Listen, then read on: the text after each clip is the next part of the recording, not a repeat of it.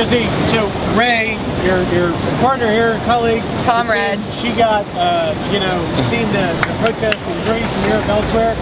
Did you guys take your cue from that? Are you hoping to incite, certainly what was a lot of attention, if not police activity? I know over the weekend there was over 100 arrests, and you guys got things fired up. Are you taking your cues from the international movement?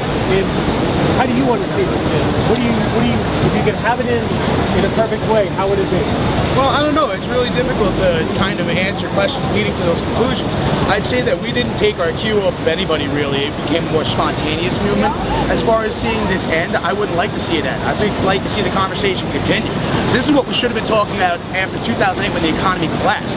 We basically patched a hole on the tire and said, yeah, let the car keep rolling.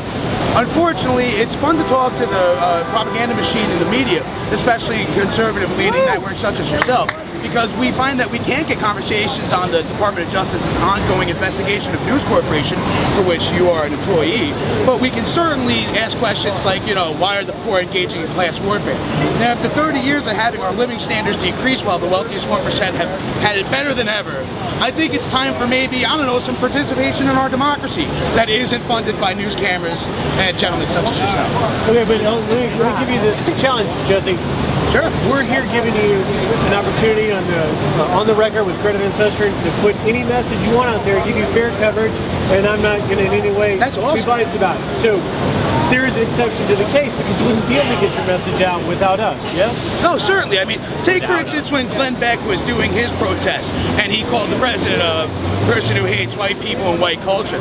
That was a low moment in Americans' history, and you guys kind of had a big part in it. So I'm glad to see you coming around and kind of paying attention what the other 99% of Americans are paying attention to, as opposed to the far-right fringe who would love to just destroy the middle class entirely. All right, fair enough. You have a voice and an important reason to criticize myself, my company, and anyone else. But let me ask you this.